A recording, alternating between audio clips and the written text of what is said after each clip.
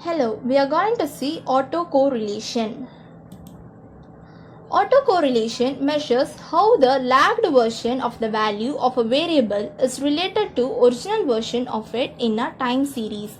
It is conceptually similar to the correlation between two different time series, but autocorrelation uses the same time series twice, that is, once in its original form and once lagged one or more time periods.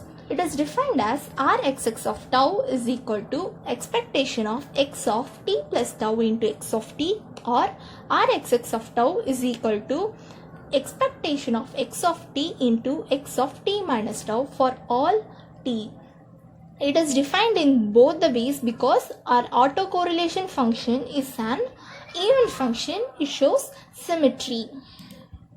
Okay, why autocorrelation? If you see in random process, it provides partial description of the distribution and it also leads to the spectral information of the random process.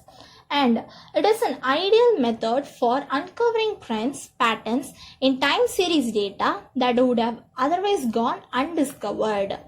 Our Fourier transform of autocorrelation function gives power spectral density. Okay, as I said, our autocorrelation function compares our original version with our lagged version. What does that lag means? A lag 1 autocorrelation measures the correlation between the observation that are a one-time gap apart. If I say it is a lag 2, that means the correlation between the observation that are two-time gap apart. Okay. When the tau is equal to 0, our autocorrelation value is maximum, which corresponds to total energy of input function. Normally, the value of our autocorrelation ranges from -1 to 1. So, when the value ranges from -1 to 0, it indicates negative autocorrelation. And when the value ranges from 0 to 1, it indicates positive autocorrelation. Here, if you see, the blue line represents our function and the red line is our lag and our green is our autocorrelation function. When you have seen in the beginning, when the lag is 0, our autocorrelation is maximum, that is equal to the total energy of the input signal. As the lag increases, our autocorrelation function decreases and becomes 0.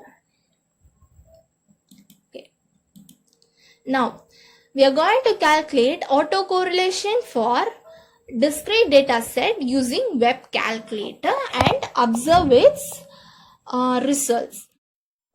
Here I am having a web calculator for calculating our autocorrelation function. First I am entering increasing data with an interval of 1 and seeing it for a time interval of 6. Here you can see for time interval 1, for the time lag we have obtained 0.4, for 2 minus 0.1, for 3 minus 0.4, for 4 minus 0.4, 5, 0 and 6 also 0. Now I am entering another data with another interval, say 2. Okay, here you can find the autocorrelation values obtained are similar to the previous case which you have seen now. So to conclude that when discrete data has the same interval and compared it with another discrete data with another interval, we obtain same autocorrelation values. And another point to be noted that both the discrete set data are having same number of samples.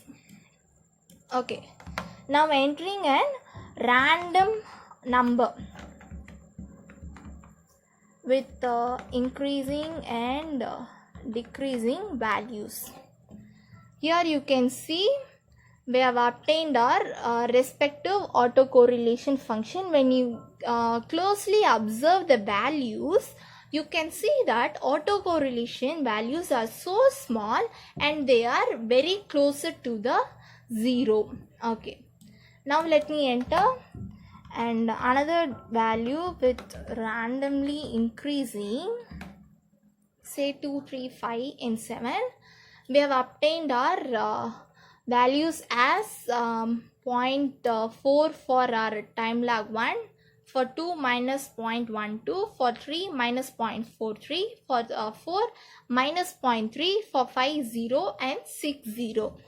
And now I am going to reverse this data, that is 2 3 5 7. I am going to write it as 9 7 5 3 2. Now when you observe closely the values, we have obtained the same values. That is for time lag 1 we got 0.4, for 2 that is minus 0.1, for 3 minus 0.4, for 4 minus 0.37, and 5 and 6 0.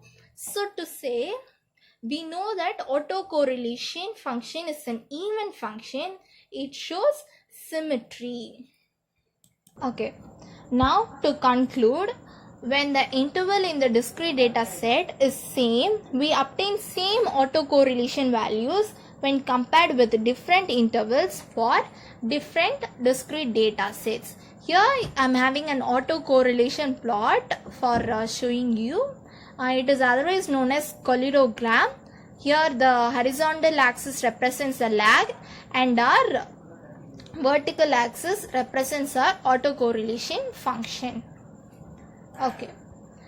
Next, when the data have a trend, the autocorrelation for small lags tend to be large and positive because observation nearby in time are also near in size, and it slowly decreases and tends to 0 as the lag increases. And last, when the data is chosen random, autocorrelation tends to be near 0 for any and all time lag separations.